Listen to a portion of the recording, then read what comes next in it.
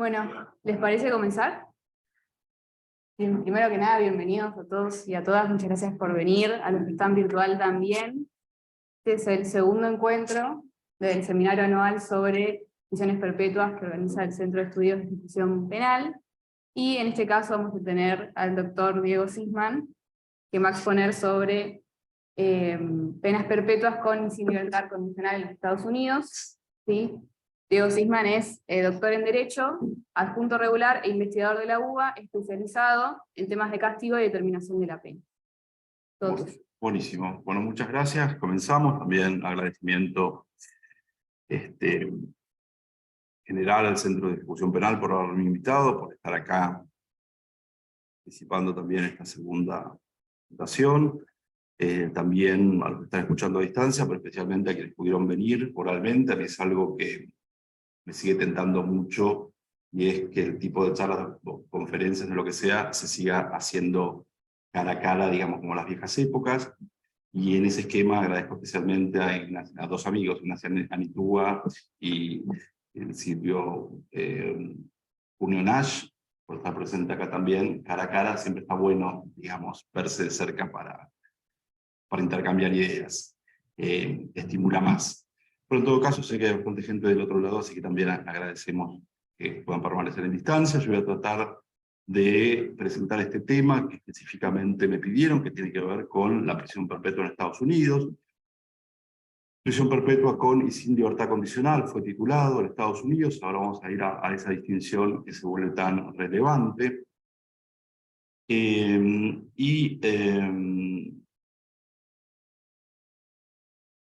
Parte de lo que después va a seguir, digamos, estos encuentros van a seguir con otras temáticas específicas, incluso con una discusión más centrada en la historia de la prisión perpetua en Argentina y otra centrada en la actualidad de la prisión perpetua en Argentina, las decisiones de la Corte Suprema Argentina. Yo me voy un poco, pero me voy un poco con información que me parece que puede ser interesante para también, luego de la primera parte informativa, traer algunas ideas fuertes para discutirlas y pensarlas también en discusión con nuestra problemática propia de la prisión perpetua. Pero la primera parte va a ser informativa, o más informativa, para entender un poquito más el sistema penal estadounidense en este sentido. La segunda prevención tiene que ver con que yo, si bien estoy naturalmente vinculado e interesado con estudios bien normativos sobre la prisión perpetua, también vengo de un interés y desarrollo propio de la sociología del castigo. Y esto hace que el caso de Estados Unidos me interese particularmente, no tanto o no solo por el análisis de sus decisiones, de las decisiones jurisprudenciales o de los textos normativos de los 50 estados que componen los Estados Unidos, sino también por las características de un gran número de fenómenos, de lo que implica el fenómeno de la prisión perpetua en Estados Unidos y en el mundo, ¿no? Entonces muchas de mis referencias van a estar orientadas, algunas más normativamente, pero otras más orientadas al fenómeno en sí mismo, que me parece nos permite captar un montón de cuestiones bien interesantes. En primer lugar, por supuesto es muy difícil identificar en número la extensión de la prisión perpetua cuando pensamos en diversos países, no en términos comparados.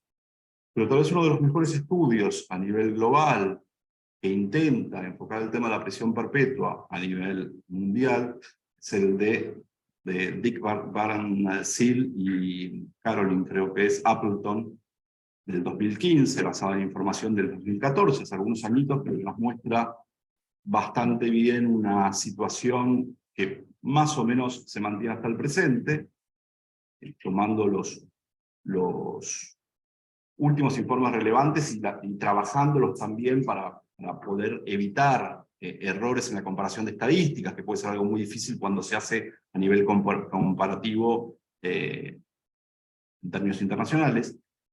Y ellos estiman, hacen una estimación que por supuesto debe tener un montón de discusión previa, una estimación de que existen para el 2014, que es la última data que tienen, comparativa, alrededor de 479.000 personas encarceladas en el mundo bajo un régimen que podemos llamar de prisión perpetua. Una cosa interesante que se va a ver a nivel mundial, pero también en Estados Unidos, tiene que ver con que el número de personas sometidas a la pena capital, es decir, a la pena de muerte, necesariamente, podemos imaginar, es muchísimo más bajo. Es 20 veces menos aproximadamente. Por lo tanto, la prisión perpetua en sí misma, como forma de castigo, como fenómeno que se vincula con el castigo, tiene una presencia y una importancia concreta en la vida de un gran número de personas que es por demás marcada. Más allá del simbolismo de la pena de muerte, que muy probablemente uno identifica como la pena máxima por excelencia y, digamos, el centro de las discusiones sobre mayor severidad de castigo por excelencia. Lo otro interesante cuando pensamos en Estados Unidos, que esa cantidad que mencioné recién, un poco menos de 500.000 de personas al 2014-2015, Estados Unidos tiene más de un tercio de personas encarceladas bajo un régimen de prisión perpetua.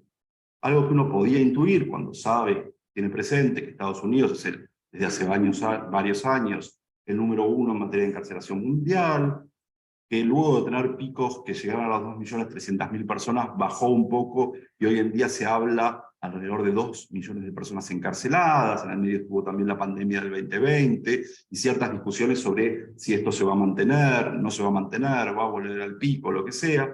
Otro tipo de iniciativas para que esto no suceda. Pero más allá de lo que podemos intuir, digamos, el tema de la prisión perpetua tiene que ser un tema fuerte en Estados Unidos. Los números nos muestran que efectivamente las personas sometidas a prisión perpetua, el número de personas sometidas a prisión perpetua en Estados Unidos es, como uno podía imaginar, brutal, aún sin saber los números. Pero también nos muestra que muchos de los trabajos, y esto es lo que remarcan autores que trabajan desde hace décadas el tema, que incluso las discusiones académicas y políticas sobre la pena y sobre las reformas penales que se dieron en los últimos años se centraron mucho, tradicionalmente, en la pena de muerte, de hace décadas, especialmente en los años 70, que fue un momento muy significativo para la discusión sobre la abolición de la pena de muerte en Estados Unidos, y después se enfocaron muy fuerte en el encarcelamiento masivo como fenómeno. Pero que en ese marco, el tema en sí mismo de la prisión perpetua perdió visibilidad, perdió discusión, perdió alcance, y que de hecho no existen reformas penales o proyectos de reformas penales en general especialmente situados o que especialmente discutan el problema de la prisión perpetua. Esto, a modo de adelanto, después tal vez podemos hablar un poquito más, con mayor claridad, en parte tiene que ver también con que, pero no es para achacar las culpas, pero tiene que ver también con que la discusión sobre la pena capital ha hecho que muchos de los críticos sobre la pena capital plantearan a la prisión perpetua o a ciertas formas de prisión perpetua como un sucedáneo, digamos, posible para obtener el mismo efecto preventivo u otro tipo de efectos en materia carcelaria, en materia de justificación de las penas, sin acudir a la pena de muerte. Es decir, incluso para el movimiento abolicionista de la pena de muerte en Estados Unidos, cierto sector utilizó y en cierta medida ratificó o legitimó la prisión perpetua como alternativa, como sustituto a la pena de muerte. Creo que se puede volver sobre esto después porque es interesante ya para un poquito más, pero solo de alguna manera plantear por qué no hay tanto trabajado sobre sobre pena perpetua en el mundo en general y en Estados Unidos en las últimas décadas. Hay una organización que a mí me gusta mucho, digamos, leer sus informes, sus trabajos de hace varios años, cuando yo me interesaba por otro tipo de cuestiones específicamente, el encarcelamiento, el sistema de determinación de las penas, con el que esto tiene mucho que ver, que se llama el Sentencing Project, ¿no? Y es una organización que, más allá de otras específicas que trabajan sobre cuestiones de pena capital, y muchas que trabajan sobre cuestiones de encarcelamiento, tiene muchos informes anuales, ¿no? Reportes anuales, algunos no anuales, cada 4 o 5 años, muy interesantes sobre distintas temáticas, entre ellas algunos pocos sobre prisión perpetua a lo largo de estas 2 últimas décadas. Y también voy a citar algún trabajo de ellos en este sentido. Lo interesante es que de estos trabajos es que nos plantean, normativamente existen dos regímenes en Estados Unidos desde hace, en términos generales, desde hace bastante tiempo, ¿no? Bastantes décadas. Prisión perpetua con y sin posibilidad de libertad condicional. La prisión perpetua con posibilidad de libertad condicional, naturalmente, prevé la situación de que las personas encarceladas puedan ser liberadas, aun cuando esto tal vez no suceda nunca. Libertad condicional lo voy a tomar como sinónimo de parol, porque es como lo refiere la institución, los estados estadounidenses y el ordenamiento federal. Y en el otro caso, directamente la condena puede ser a prisión perpetua sin posibilidad de libertad condicional, lo que significa, digamos, que la prisión perpetua se hace materialmente perpetua o en vocablos o en referencias que se ven en los informes, life means life, es decir, prisión de por vida significa de por vida. Es interesante tener presente también que la Corte Suprema nunca discutió en sí misma la validez constitucional de ninguno de los dos casos de prisión perpetua. Los pocos casos que llegaron, tal vez nos podemos referir un poquito a ellos, pero va a haber una clase especial sobre derecho, sobre prisión perpetua en el ordenamiento juvenil, en donde tal vez se toque. Los dos casos tuvieron que ver con jóvenes condenados a prisión perpetua. En el 2010 el caso Graham, en el 2012 el caso Miller. Son los dos únicos casos en donde la Corte Suprema tuvo que entrar a discutir un poco más finito el tema de la prisión perpetua, y aún en esos casos lo que dijo es, digamos, para nuestro ámbito bastante poco restrictivo, y lo que dijo básicamente solo se extendía a personas que habían cometido delitos por el que habían sido castigados a prisión perpetua cuando todavía no habían cumplido 18 años de edad, ¿no? Lo que marcó un poco que para los otros casos los condicionamientos a las condenas estatales en todo caso eran menores. Pero volvamos un poquito a los números. Dijimos, 1/3 de la población mundial encarcelada por prisión perpetua o en prisión perpetua está en los Estados Unidos. Y dijimos que existen estas dos distinciones, con y sin libertad condicional. Bueno, hasta el 2017 lo que se decía es que en las últimas décadas, especialmente desde los años 80, el uso de la prisión perpetua creció muchísimo. Pero específicamente los números que identificaba hasta el 2017, más o menos, son de alrededor de 150.000, 160.000 personas. Esto variaba, del 2012 al 2017 y 2018 fue variando. 160.000 personas condenadas a prisión perpetua, de las cuales 50.000 personas están condenadas a prisión perpetua sin posibilidad de libertad condicional. Esto para identificar un poco los números de los que estamos hablando, ¿no? Del fenómeno. 150.000, 160.000, de las cuales 50.000 sin posibilidad de libertad condicional. Es decir, el tema no se discute. Lo interesante es que incluso en el caso de las 159.000 que tenían prevista normativamente, posibilitaban pensar en la idea de libertad condicional, los estudios, que sabemos que empíricos, que en Estados Unidos son muchos y muy frecuentes, y lo sabemos, marcaban en los últimos años que básicamente de ese porcentaje, o de ese número de casos que podría llegar a tener libertad condicional, hay 1/3 que jamás la va a tener. O sea, sistemáticamente, no se sabe cuál, pero hay 1/3 al que jamás le van a dar la libertad condicional. Podríamos decir, hay 1/3 en donde de hecho, básicamente no existe posibilidad de libertad condicional, que se suma a esos 50.000 en donde normativamente, por imperio de ley, digamos, no existe en principio la libertad condicional. Esto tampoco es tremendamente absoluto, existe la posibilidad de un pedido de clemencia, perdón del gobernador, al igual que en la pena de muerte, ¿no? La posibilidad de conmutar una pena de muerte. Bueno, también se puede conmutar una pena perpetua, pero en todo caso estamos pensando en una decisión que se da muy de vez en cuando por parte de la autoridad ejecutiva y que en todo caso básicamente no plantea, digamos, una garantía de seguridad alguna para las personas condenadas a esa pena. Ahora, ese número de por sí era bastante grande, ¿no? Muy grande. Si no vamos a hablar de Europa, ahora se habló de Europa en el primer encuentro. Pero Europa tiene dos países con mucha población encarcelada en prisión perpetua. Inglaterra, Estados Unidos, y tercero está Grecia. Ahora, Estados Unidos tiene 50.000 sin posibilidad de libertad condicional. Inglaterra tiene 49 personas condenadas sin posibilidad de libertad condicional.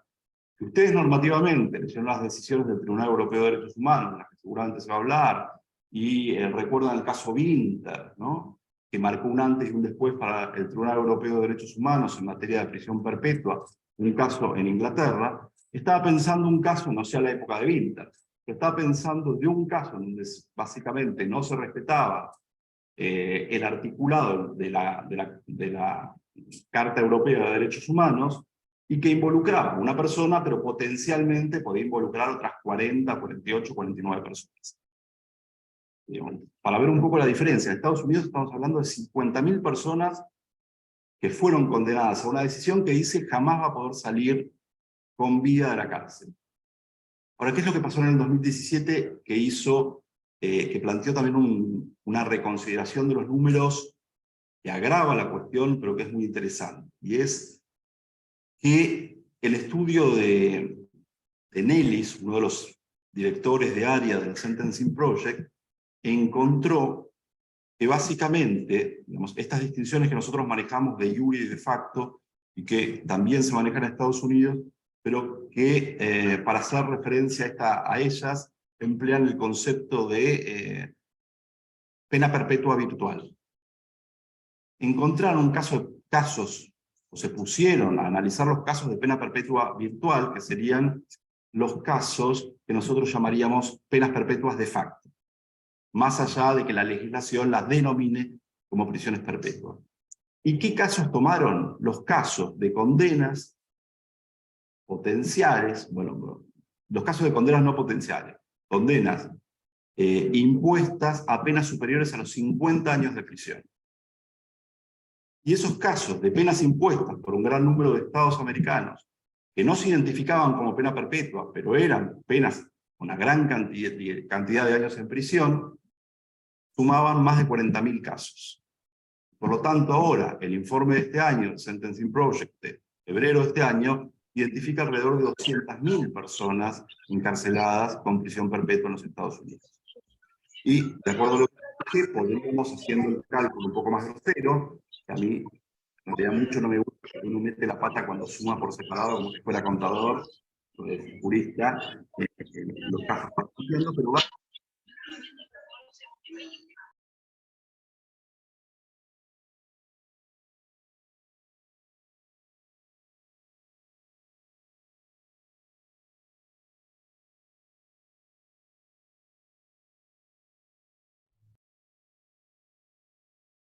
Casos de prisión perpetua virtual. La ley no lo llama prisión perpetua, pero condenan a 55 años de prisión a una persona que tiene 30.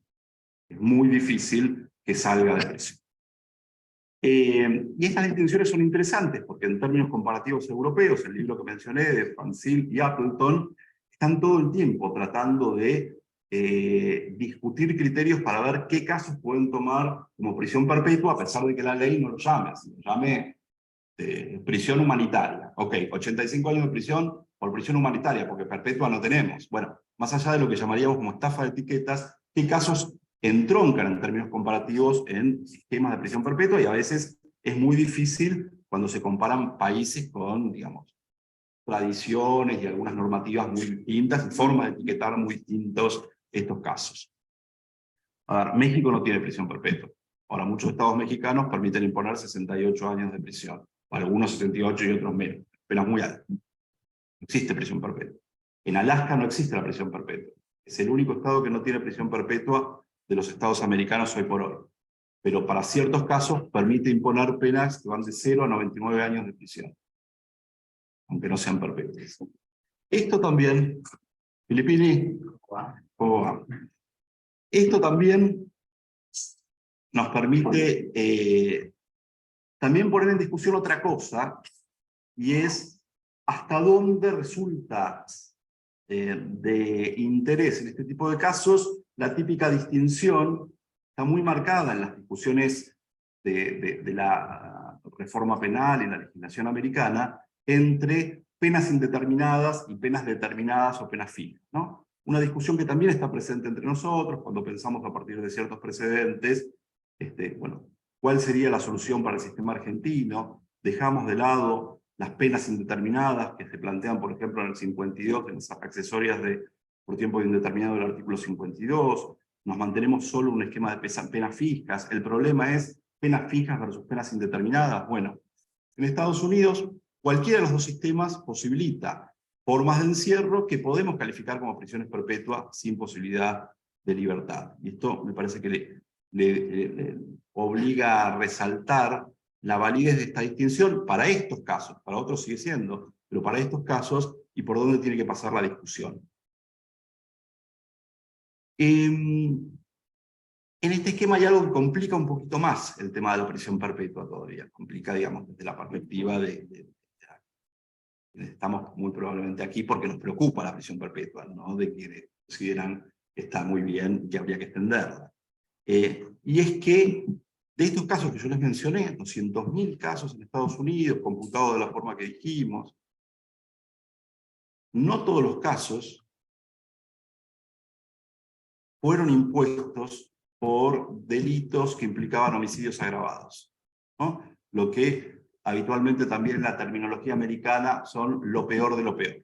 Es decir, si bien ya en las últimas décadas, desde mediados de los 90, se delineó que los casos de pena capital que siguen existiendo solo se pueden imponer a quienes cometen los peores delitos, y esto sería homicidios que calificaríamos nosotros como agravados, está básicamente determinado, o sería muy difícil que un caso llegara a la Corte Suprema estadounidense y pasara el filtro de constitucionalidad desde principios de los años 70, del fallo Furman, invocando un delito que no fuera un homicidio calificado. A pesar de eso, en los casos de prisión perpetua, hay un número no desdeñable todavía, que son casos impuestos por otros delitos. Entre esos otros delitos están delitos sexuales, delitos vinculados con drogas, imposición por casos de las llamadas leyes de Three Strikes and You're Out, que tienen, digamos, mayor prédica, mayor impacto, tuvieron en California y algunos otros estados, no en todos en los que fueron sancionados, pero incluso, más desdeñable en algunos lugares calificados, incluso delitos contra la propiedad, probablemente porque algunas leyes de Three Strikes no requieren que el último delito que gatella una pena mínima de 30 o 40 años de prisión sea un delito violento. Entonces, podría permitir la imposición de una pena de 40 años de prisión mandatoria, obligatoria, en un caso de triple antecedente, ¿no? Como lo computan ellos, cuando el último delito no fue un delito violento, no fue un delito, por supuesto, ni homicidio, ni siquiera alguna afectación la integridad física, corporal o a la vida. Entonces, también es difícil tomar esto en general, pero básicamente algunos autores hablan de 70%, el grueso tiene que ver con delitos de homicidio, casos en donde se aplica prisión perpetua. Ahora hay un 30% en donde hay otros delitos que no son homicidio.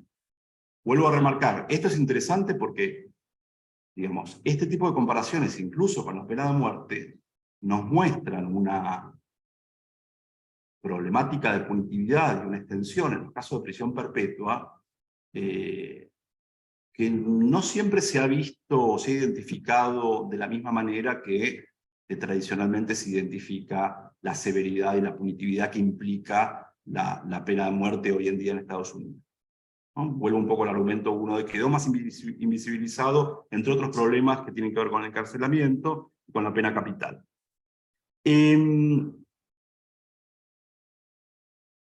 En toda Europa del 2015, volví a hablar de los números americanos, en toda Europa en el 2015 se registraban 27.000 casos de prisión perpetua. Les comenté hace un ratito, Inglaterra, Turquía, tienen alrededor de 8.000, 6.000 casos de prisión perpetua en total, y son los países con mayores números. Después le sigue Grecia, pero que tiene una población, tiene un número de población mucho más bajo, y tiene una representación muy fuerte en la imposición de prisión perpetua por cantidad de población. De nuevo, para jugar un poco con el impacto y estos números en términos comparados, incluso entre Estados Unidos y toda Europa. Y cuando hablamos de toda Europa, estamos pasando muchos países que tienen, digamos, fama particular de ser países punitivos, pero que ni siquiera todos sumados llegan, de alguna manera, a manejar siquiera parte de los números que se ven en Estados Unidos con este tema.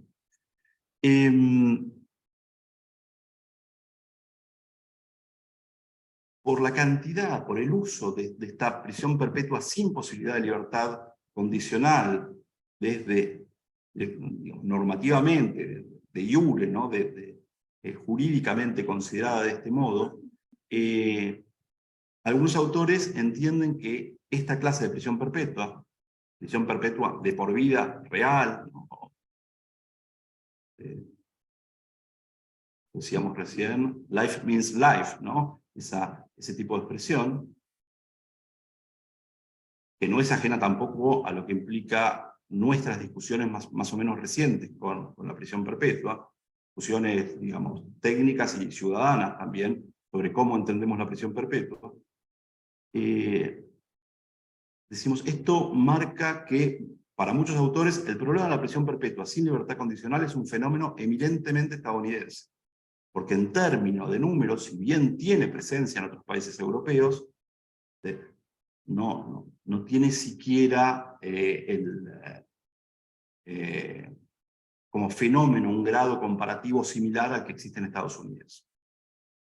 Por supuesto, para las vidas de los 10, 20 o 30 personas que están sometidas a prisión perpetua sin posibilidad de libertad condicional, en esos países significa mucho.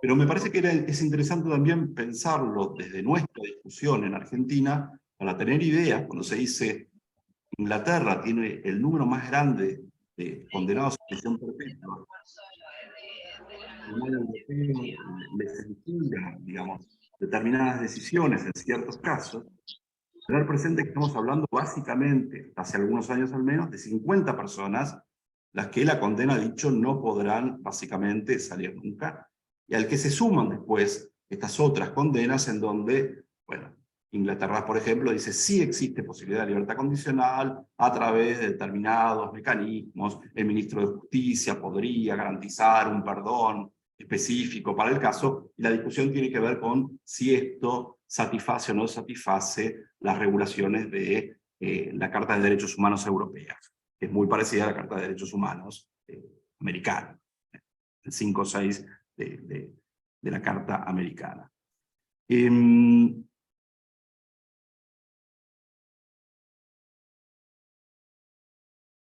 A pesar yo les mencioné dos fallos en 2010 y 2012, en el primero lo que dijeron en Graham básicamente es: no se puede imponer prisión perpetua sin libertad condicional a quien ha cometido el delito siendo menor de 18 años de edad, cuando el delito por el que se imputa no es un homicidio. Lo vuelvo. La Corte en Graham en 2010 no dijo no se puede imponer a jóvenes menores de 18 años prisión perpetua sin posibilidad de libertad condicional. Lo que dijo es no se la puede imponer en casos que no impliquen homicidio.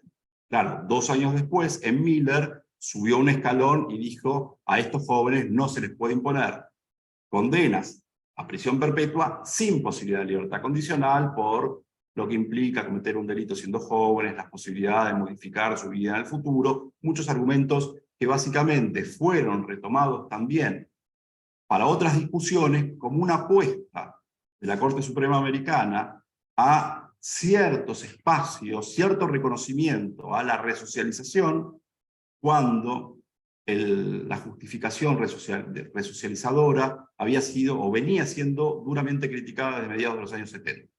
Y de hecho había desaparecido de las justificaciones de la pena de muchas leyes penales de diversos estados, de gran parte de los estados americanos. A pesar de ese panorama, por razones que no tengo enteramente claras, pero algunas puedo imaginar y que tienen que ver con que no siempre las decisiones, incluso en la Corte Suprema, se traducen materialmente en prácticas, los últimos trabajos siguen refiriendo aproximadamente 12.000 jóvenes encarcelados por prisión perpetua sin posibilidad de libertad condicional. Perdón, por prisión perpetua, de los cuales 2.500 no tienen posibilidad de libertad condicional. ¿Por qué se dio esto? Habrá que analizar cada caso, pero efectivamente, por alguna razón, se entendió que no debía aplicarse el precedente de la Corte Suprema Federal, o fue desconocido, o apareció alguna otra estrategia para obviarlo. ¿Cómo estamos de tiempo? Bien. Otra cosa que me parece interesante plantear especialmente luego de dar todo este panorama puro y duro sobre Estados Unidos. Esto no siempre fue así, y que me parece que también es muy interesante para nuestras propias discusiones. No siempre fue así por varias cosas. Una, porque desde principios del siglo XX, y esto lo hablamos tal vez en otra oportunidad, acá no en el aula, sino acá en el seminario del CEP del año pasado, se tocaron otros temas, y yo siempre me voy un poco para ahí, pero Estados Unidos era reconocido desde principios del siglo XX como un país, un conjunto de estados que había optado muy fuertemente por lo que llamaban justificación resocializadora o rehabilitadora de las penas. Habían sido muy estudiados por otros académicos y prácticos del resto del mundo, y de la mano de esto habían implementado, como ningún otro país desde más o menos 1930, en una gran cantidad de estados, aunque nunca es en todos, que sigue habiendo como muchas diferencias en el ordenamiento jurídico penal de muchos estados, que sabemos que pueden legislar tanto el fondo como la forma, y por eso algunos tienen pena de muerte y otros no la tienen desde hace décadas. Básicamente desde 1930 se dividieron muy fuerte entre estados que mantenían un sistema de penas fijas y estados que se sumaban a la vanguardia, que era el sistema de penas indeterminadas, algo que, bajo el manto del ideal resocializador, hubo un papel muy fuerte hasta los años 70, hasta mediados de los años 70, cuando empezó a ser muy duramente criticado y reemplazado por otras discusiones, lo que nosotros llamaríamos otras justificaciones del castigo, más bien retributivas, más bien incapacitadoras. Bien, en esa historia la prisión, la pena o sentencia indeterminada posibilitaba regular en cada caso de manera muy diversa el término que efectivamente iba a ser cumplido, y lo que existía entonces era, o uno puede imaginar que existía una brecha muy fuerte entre la pena, la condena a prisión perpetua que pronunciaba el juez en un momento determinado, y lo que sucedía años después, cuando la Junta de Libertad Condicional decía: esta persona ya está en condiciones de salir a libertad condicional a pesar de los delitos por los que entró a prisión, ¿no? Y eso hacía que muchos registren que en realidad prisión perpetua, 1920, 1930, y de ahí en adelante, durante varias décadas, era, en la mayoría de los casos, por supuesto no todos, en la mayoría de los casos, una pena que oscilaba entre los 15, los 20 o los 25 años de prisión en la práctica. Fuera de eso, había muchos casos que, por supuesto, jamás salían en libertad condicional, por la conflictividad del caso en sí mismo, porque morían en la cárcel antes de que se diera otra oportunidad para pedir la libertad condicional o por lo que fuera.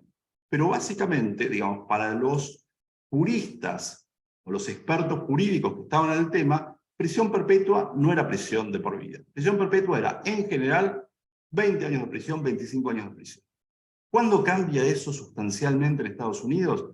Después del año 72, básicamente, cuando la Corte Suprema Federal se pronuncia en el famoso caso Furman contra la pena de muerte, y establece una especie de periodo sin pena de muerte en Estados Unidos, que duró alrededor de 4 años, hasta 1976, cuando se lleva a cabo una nueva ejecución, que comienza un nuevo periodo hasta el día de hoy, en donde en todos los años ha existido algún número de ejecuciones capitales. Es decir, se ha reconocido, se ha relegitimado la pena de muerte, y los estados que la tienen ejecutan a ciertas personas en un sistema en donde la Corte Suprema básicamente no cuestiona la pena de muerte en sí mismo, sino ciertas formas de ejecución que violan el debido proceso penal o que violan los castigos crueles e inusuales, ¿no? Y por eso se entiende que hoy en día ninguna imposición de pena de muerte podría sortear el filtro constitucional impuesto por el fallo Furman si el medio de ejecución no es la inyección letal, si no se llevan a cabo ciertas garantías en materia de apelación, posibilidades de recurso por parte del imputado, que le permiten llegar indefectiblemente hasta la Corte Suprema antes de pedir el perdón del gobernador y agotar todos los recursos, y recién allí se lleva a cabo la pena de muerte. Lo que significó en la práctica también cambiar muchísimo el sistema de pena de muerte estadounidense, que pasó a tener también, por lo que recuerdo en los últimos tiempos, un periodo en corredor de la muerte, en donde la persona condenada espera que se resuelvan todos los recursos que ha podido plantear, que hasta hace algunos años, por ahí cambió un poco esto, en promedio era de 14 años, 15 años, desde el momento en que fue condenado.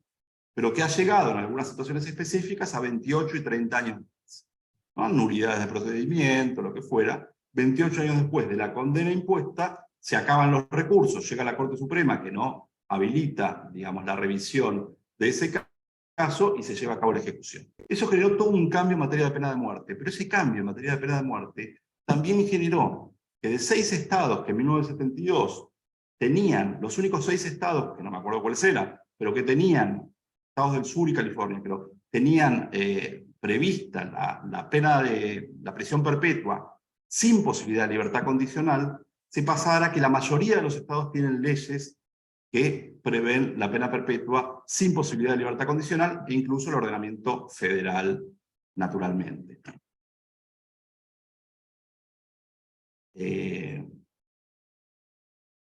Y esto sin duda se identifica como un crecimiento de la prisión perpetua paralelo a la subsistencia de la pena de muerte, a diferencia de lo que puede haber pasado en algunos países europeos, pero de una pena de muerte que se ha regulado jurídicamente muchísimo más desde los años 70, que ha tenido picos de altas y bajas, pero que en todo caso el pico más alto en materia de ejecuciones efectivamente llevadas a cabo, porque muchísimos de los casos de litigio terminan con una conmutación o con una modificación por parte de algún tribunal superior, es decir, de la gran cantidad, de la cierta cantidad de casos en corredor de la muerte, muchos terminan con una modificación que no lleva a la ejecución capital.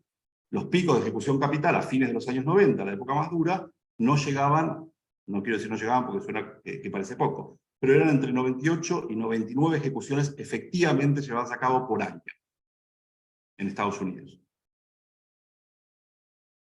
En ese contexto post-Furman comienza a expandirse, y esto se ve muy claro en un informe de 1984, comienza a expandirse de manera muy voraz el uso de la prisión perpetua, y especialmente la prisión perpetua sin posibilidad de libertad condicional.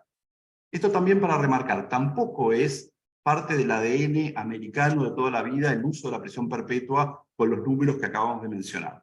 También tiene una historia que se vincula con la resistencia a las restricciones en materia de pena de muerte que aparecen a principios de los años 70, y con un gran número de luchas que también se dan en los 70 y los 80, que tienen que ver con las campañas de ley y orden, campañas de ser duros con el delito, el cuestionamiento a las drogas en los 80, todo esto suele mencionarse como el telón de fondo de endurecimiento, que tiene que ver también con el crecimiento de la población encarcelada desde antes, pero que más allá del crecimiento de la población encarcelada, se manifiesta con una dinámica propia en materia de prisión perpetua. Tiene como su propia historia, con sus propios momentos de crecimiento vertiginoso que van más allá del crecimiento vertiginoso de la población encarcelada. Y me parece que también esto nos plantea una lectura interesante, ¿no?, de lo que pasó en Estados Unidos con el uso de la prisión perpetua para nuestros propios debates. 18:53. Siempre digo que lo voy a hacer en 20 minutos y no sé calcular 20 minutos. Mentí de nuevo. Pero bueno, algo para terminar, algo que es interesante y que también me parece interesante y que se vincula un poco con lo que dijimos en el inicio. La crítica dura contra la pena de muerte, que existe desde hace décadas, y la crítica más bien dura contra el encarcelamiento masivo, que incluso en las últimas décadas tuvo referentes, podríamos decir, de los dos partidos. Vamos a hablar de izquierda y de derecha, o de centro y de derecha, pero de los republicanos y los demócratas, básicamente desde la caída en el número de encarcelamiento que se registra después de la Gran Recesión, después del 2008, y cuando aparecen ONGs o think tanks que se dan cuenta que el ritmo de encarcelamiento no puede seguir por diversas razones, entre otras porque los costos de encarcelamiento son brutales, y algo hay que hacer con ello, ¿no? Incluso aunque las razones no sean humanitarias, algo hay que hacer con ello. Pero en ese contexto lo que es interesante es que el último informe, por primera vez en la historia, el último informe del Sentencing Project de febrero de este año, plantea una apuesta más. Y esa apuesta no es acabemos con la pena de muerte y pasemos después a la agenda de la prisión perpetua, sino ataquemos en conjunto las dos. Y publica un informe que se llama Counting Down, que básicamente como minimizar los números, desescalar los números de encarcelados en prisión, además de la crítica a la pena de muerte, pero en paralelo, con una idea que en términos teóricos hemos visto por parte de varios autores, también en Estados Unidos en los 70, por el movimiento de Just Desert, el movimiento retribucionista al que se le pegó bastante palo también desde digamos, otras lecturas progres, pero que en todo caso planteaba más o menos ilusoriamente, porque lo tomaron como quisieron, pero en términos teóricos, marcaba el tema de volver a las proporcionalidades de las penas para bajar, para desescalar la proporcionalidad de los castigos frente a ciertos delitos. Algo que nosotros también conocemos en el ambiente europeo continental y naturalmente hispanohablante a través de la obra de Ferraioli, cuando él planteaba penas de prisión máximas de 10 años, ¿no? Y la necesidad de que se desescalara el número de condenas a delitos graves en términos proporcionales a ese máximo de 10 años, lo que por supuesto era una apuesta teórica y académica, pero acá la está haciendo una ONG que por lo menos tiene bastante lectura en sus informes, bastantes seguidores, no creo que lleguen muy lejos, pero aún así la lleva a otro terreno de discusión. Sería difícil comparar Sentencing Project con el INESIP acá, porque tenemos que ver qué atención se le presta a cada cosa, pero aún así, diríamos, una campaña fuerte por parte de una organización especializada en esta temática, que lo que está diciendo es poner un tope máximo en las condenas, poner la pena de muerte y poner un tope máximo de 20 años de prisión. Esto, en el esquema actual de Estados Unidos, parece, ¿se puede decir fumado en algo que graban? Sí, fumado. Pero, digamos, salió publicado ese informe. No son solo dos personas que se les ocurre esto en un ámbito en donde nadie se anima a firmar este tipo de proclama. Digamos, hay por lo menos un sector que parece relativamente importante del pensamiento activista y académico que cree que el problema del encarcelamiento masivo no se puede resolver si no se hace una reducción en el número de las condenas que se imponen en términos generales a prisión. Y de la mano de esto viene esta idea que se sabe no se va a poder plasmar fácilmente, ni siquiera normativamente, pero que es la de penas máximas de 20 años. ¿Y a quién se dirige el informe del Sentencing Project? No tanto a los legisladores para que reformen las leyes, sino a jueces y fiscales, ¿no? Para que, digamos, en el marco de sus posibilidades, se persuadan de que el único camino posible es comenzar a solicitar e imponer penas mucho menos severas que lo que se estuvo imponiendo en los últimos 30, 40 años, estamos hablando de mucho. Me parece que es interesante también para nuestras propias discusiones, porque es interesante también que, puesto no es el Código Penal modelo estadounidense, pero una organización que se respeta bastante en esta temática, muy especializada, que ha trabajado sobre prisión perpetua en los últimos años, plantee que la pena máxima de prisión en Estados Unidos, ¿no? Digamos, con los atentados que conocemos, con los asesinos seriales que siguen estando presentes en el imaginario de la población, como diría Jonathan Simon en su último libro, y tantas otras cosas, está planteando una pena máxima de 20 años de prisión. Vuelvo a insistir, no estamos hablando de Hulsmann, digamos, en algún país nórdico que lo plantea. Lo plantea una ONG que trabaja día a día con cuestiones de pena capital, reformas legales, y, por supuesto, que históricamente trabajó en gran medida con algo que está presente también en la pena perpetua, y no lo mencioné, y es, de nuevo, la disparidad racial, algo que nos imaginamos también. También los números de prisión perpetua muestran disparidades raciales en donde los afroamericanos y luego los latinos tienen todas las de perder. Con esto básicamente cerrarían toda la presentación para no extenderme en tiempo, pero me parece que algunas de estas ideas las podemos hacer jugar un poco más para ver qué podemos traer para nuestra discusión en Argentina hoy en día en materia de prisión perpetua, y tal vez incluso alguna lectura sociológica de lo que fue la prisión perpetua en Argentina en las últimas décadas también para nosotros. Pero bueno, termino acá. Me parece que lo mejor es tener tiempo para algunas preguntas para quien pueda quedarse. Y bueno, hay actividades muy importantes en la facultad que están casi empezando, así que quiero ser consciente de esto. Muchas gracias.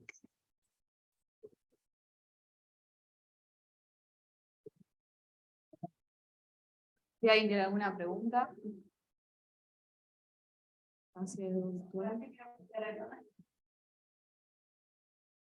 Sí, sí.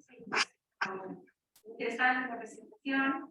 Yo quería saber cuál es la distinción para que la perpetua tenga o no libertad condicional. La distinción. Bueno, básicamente tiene que ver en algunos casos como penas alternativas, ¿no? Digamos, no es alternativa estrictamente hablando, ¿no? Pero la posibilidad de que el juez imponga, de acuerdo a la gravedad del caso, los agravantes que tiene, prisión perpetua o prisión perpetua sin posibilidad de libertad condicional. En muchos casos en donde existe la pena de muerte, la alternativa es pena de muerte o prisión perpetua con libertad condicional. Básicamente se reconoce que el único caso en el que un jurado determina pena en Estados Unidos desde el impacto del fallo Forman en 1972 son los casos capitales, los casos pasibles de imponer la pena capital. Es el único caso en donde esa decisión no la hace el juez profesional, en donde esa decisión la hace el jurado. En todo caso de pena capital, en donde fue decidida una pena capital, esa pena la decidió el jurado, no el juez profesional. Pero el jurado, en todos los casos, y esto también tiene que ver con otro precedente de la Corte que lo hizo obligatorio, que creo que es Atkins, 2002 creo que es, dijo, toda condena pasible a pena de muerte tiene que tener abierta la alternativa para que el jurado decida, en lugar de pena de muerte, prisión perpetua sin libertad condicional. Ese fue el ámbito, digamos, de alternancia que permitía y exigía jugar la Corte en los llamados casos capitales.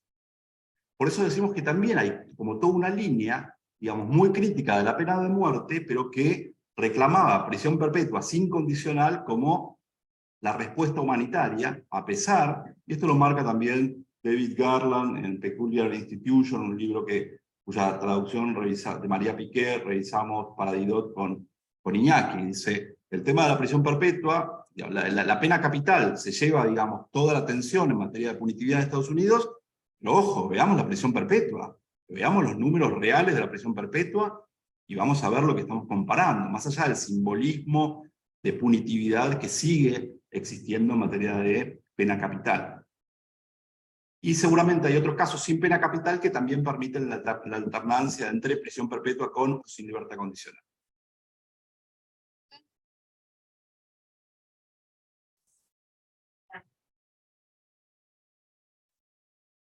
Y eso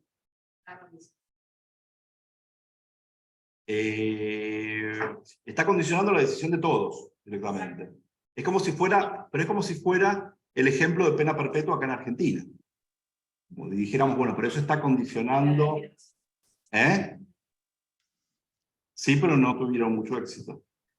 No, está también como muy establecido el tema de que hay penas que son obligatorias, mandatorias, que algunas tienen que ver con el máximo, pero en realidad muchos de los problemas en materia de encarcelamiento con las penas mandatorias tienen que ver con el mínimo.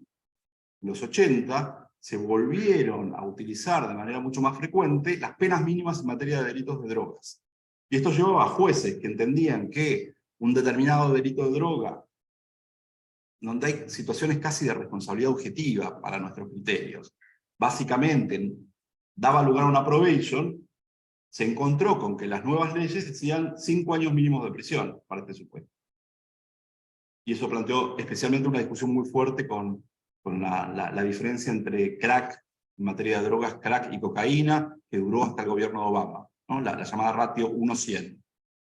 1 gramo de cocaína equivalía, perdón, 100 gramos de cocaína equivalían a 1 gramo de crack. Por lo tanto, una persona a la que se detenía con crack, casi todos afroamericanos en barrios pobres, tenía obligatoriamente que cumplir la misma condena que cumplía alguien a quien detenían con 100 gramos de cocaína. Y eso planteó también, digamos, discusiones fortísimas, pero a su vez condenas súper severas por delitos mínimos vinculados con drogas. Pero además el tema de la no libertad condicional fue una característica de las reformas penales de los años 70 y 80 de un gran número de estados americanos que directamente abolieron la libertad condicional. O sea, mucho antes de que nosotros discutiéramos en el 2004 el efecto de las leyes Bloomberg, mucho antes de que discutiéramos la reforma penal del 2017 y la exclusión de la libertad condicional para ciertos delitos, en Estados Unidos, muchas veces bajo el eslogan de la verdad en el sentencing o algo parecido, truth in sentencing, o confianza en el sentencing, lo traduje alguna vez así, ahora no me gusta tanto, verdad en el sentencing se decía que un delito se condena 20 años de prisión, que sea 20 años de prisión, sin libertad condicional. Lo que todos los estados permitían igualmente era una reducción por buena conducta, pero que ya no tenía que ver con los criterios propios de la libertad condicional, que pasaba por otros lados. Que podía ser importante igual, pero que pasaba por otro lado. Sí.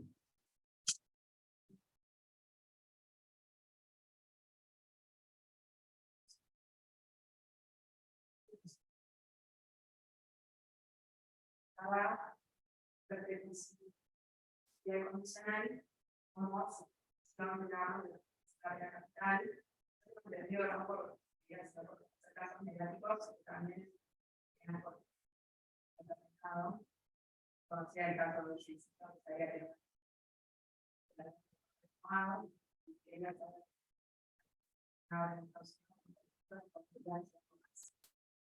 Sigue habiendo una reforma muy fuerte entre los 70 y los 80 en donde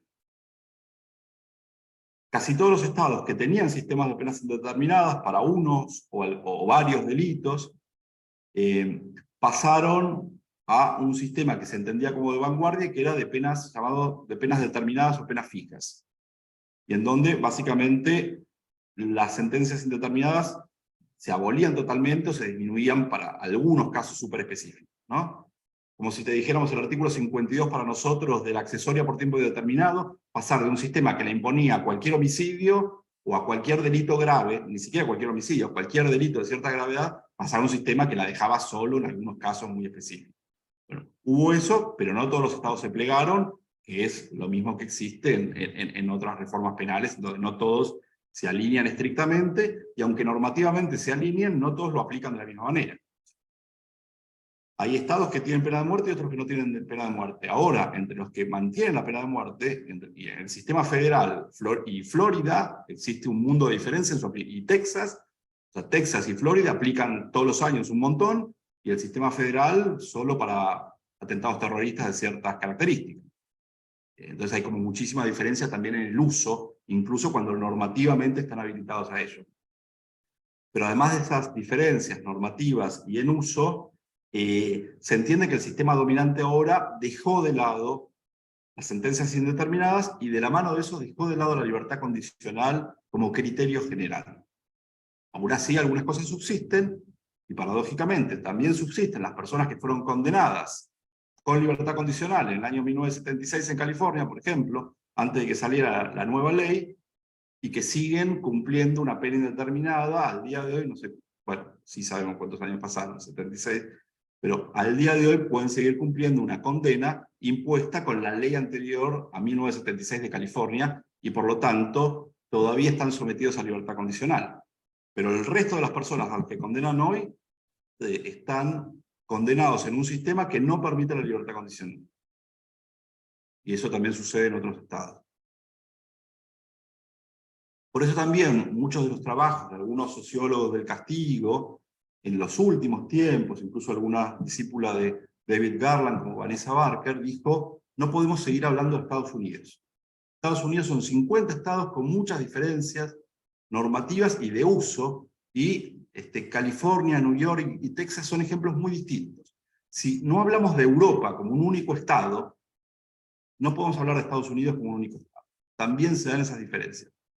No es tan claro, pero por lo menos sí obliga a tomar en consideración esta prevención de que existen realidades que son muy distintas, incluso entre estados.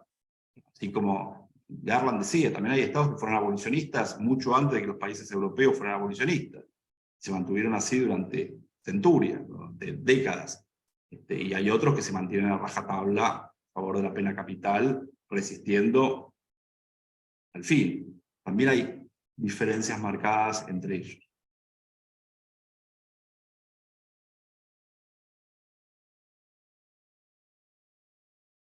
Si les parece, hasta luego. Les tiro 3 ideas, pero tal vez no para que las mastiquemos, para obligarlos a quedarse acá, sino para que las llevemos y tal vez las podamos discutir en otro momento, para pensar alguna cosa de debate en Argentina o en Latinoamérica. El tema de las penas de larga duración, en el caso de Estados Unidos, también tiene que ver mucho con las reglas de lo que nosotros llamaríamos concurso real de delitos, ¿no? Con sistemas de concurso de delitos que básicamente no tienen límite o tienen límite muy alto, algo que en los últimos tiempos también nos suena, ¿no? Entonces, naturalmente, el tema no solo tiene que ver con los delitos que son pasibles de prisión perpetua, sino delitos que aún sin ser pasibles de prisión perpetua, posibilitan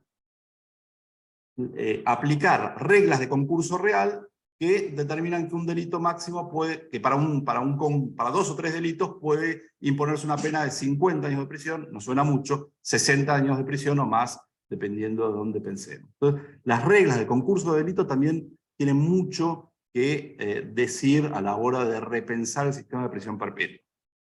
Y es algo de lo que critican en el último informe que yo les comenté de principios de este año contra las penas superiores a los 20 años de prisión. Es decir, también están pensando que las reglas del concurso no permitan superar los 20 años de prisión. Algo que es mucho más chino para el sistema de sentencias concurrentes americano que para nuestro propio esquema de concurso real.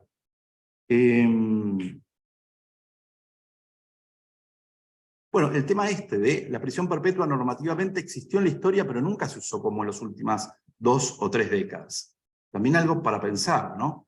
Que también vamos a encontrar en la historia argentina la existencia de la prisión perpetua, desde antes del Código vigente de 1921, pero ¿cuál era el uso de los casos de la prisión perpetua?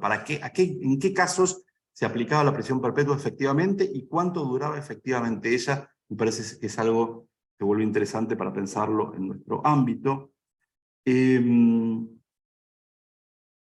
Más sociológicamente, el tema de la punitividad. Nosotros solemos identificar en términos generales, cuando hablamos de sistemas jurídicos más punitivos que otros, muchas discusiones que se dieron en las últimas décadas, comparando Europa, Estados Unidos, países latinoamericanos también, hay un indicador claro que es el de la pena de muerte. Un país con pena de muerte es más punitivo que un país sin pena de muerte. Y en principio, esa regla, básicamente, por defecto, digamos, siempre sale bien parada.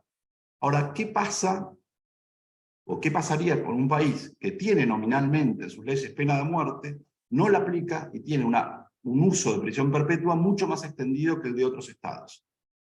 Perdón, y tiene un uso de prisión perpetua mucho menos extendido que otros estados, ¿no?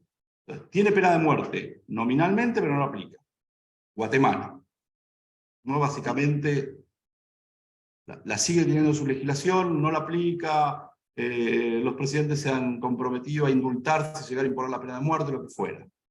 Bien, pero ¿cuáles son las sentencias severas a prisión y qué número de sentencias severas a prisión tienen?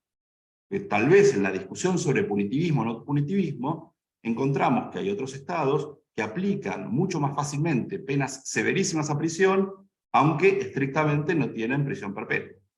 No tienen pena capital. México, el ejemplo de México. Cercano.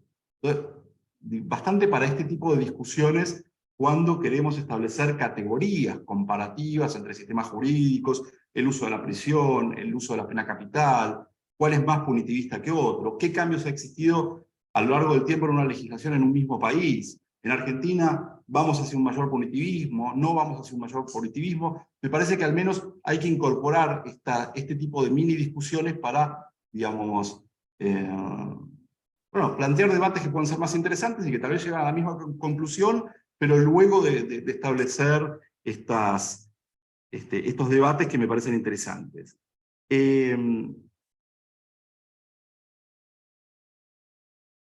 Y creo que hay algo para discutir, especialmente de la prisión perpetua en Argentina, del 2004 hasta nuestros días. cuando, y eso da para otra discusión interesante, cuando la prisión perpetua ya no está identificada con casos exclusivos, casos, digamos, con los casos excepcionales e hiperdramáticos, Robledo Buch, y ni siquiera con el juicio de las juntas. Cuando la prisión perpetua, de alguna manera, comienza a volverse parte del panorama normativo habitual de la legislación penal argentina y de las discusiones.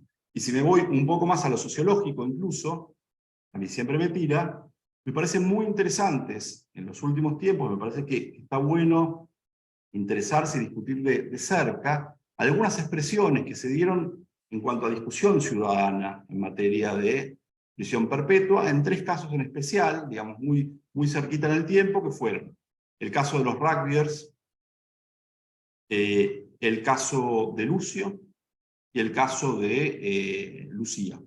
En los 3 casos hubo mucha discusión en donde vimos, por lo menos en redes, también cruzar discusiones incluso entre los que llamábamos sectores progres con distintos argumentos, ¿no? por estos casos. Y en donde aparecía también algo en terminología argentina que es bastante parecido al mote perpetua, significa perpetuo, ¿no? Significa de por vida, que decíamos, hubo tanta discusión allá, que tiene que ver con justicia es perpetua. En el caso de los rugbyers apareció esto, justicia es perpetua. Bueno, de nuevo, se va de lo normativo, es más sociológico. ¿Hasta cuándo? O sea, ¿cuándo comenzó esta discusión de que la única forma de dar justicia a un caso es imponer prisión perpetua? ¿Y hasta dónde está calando en la discusión general? Porque de alguna manera eso va a tener mucho que ver con la discusión que demos con la prisión perpetua, pero incluso con la terminología. A principios del siglo XX, también para Argentina, imponer prisión perpetua era imponer una pena que los técnicos jurídico-penales y los criminólogos iban a determinar en tiempo después en 25 años de prisión y soltura. Libertad condicional, muy probablemente. En general. Pero en general, había un cierto consenso y casos que no, obviamente. Cambia mucho si lo ves ex ante o ex post. Ex ante no tengo la menor idea de cuándo voy a terminar. Ex post, decís, bueno, la verdad que la gran mayoría de estos casos se fueron a los 25 años. Ahora, esa discusión, desde que pasa a ser también discusión ciudadana, lo que tiene mucho que ver con castigo y democracia, con participación ciudadana en la justicia penal, con justicia deliberativa, con varias de las ideas que también hemos escuchado en los últimos tiempos en materia de castigo, empieza a traducirse como prisión perpetua es prisión perpetua, y si no es una estafa moral a quienes creemos en estas penas, ¿no? Cualquiera que siga un programa de televisión, un debate, empieza a ver esto. Bueno, y le sumo algo más y juro que termino y nos vamos a ver al Pepe todos. Pero es... y decía algo importante, no me olvidé. Pero es... Si no termino con muchas gracias. También la diferencia de la prisión perpetua, ¿no? O sea, pasamos de la prisión perpetua a Videla a la prisión perpetua a los rugbyers que asesinaron a Báez Sosa, Fernando Báez Sosa. Digo, hay como toda una dimensión del uso de la prisión perpetua que es bastante compleja, porque el problema es, si esto no desescala para abajo, en algún momento va a aparecer la discusión que aparecía en los textos ingleses del siglo XVIII, uno que se titulaba La pena de muerte no es suficiente castigo. Porque claro, porque si uno castiga a Videla con la prisión perpetua, mejor dicho, si castiga a Báez Sosa con la prisión perpetua, bueno, ¿qué queda para los casos en donde no se causa la muerte de un joven, por horrible que sea, sino de 3, 4, 5... crímenes en masa, o lo que fuera, ¿no? Bueno, entonces me parece que también ese costado tiene cosas interesantes para repensar y discutir cuando hablamos de prisión perpetua. Ahora sí, termino con esto, muchas gracias.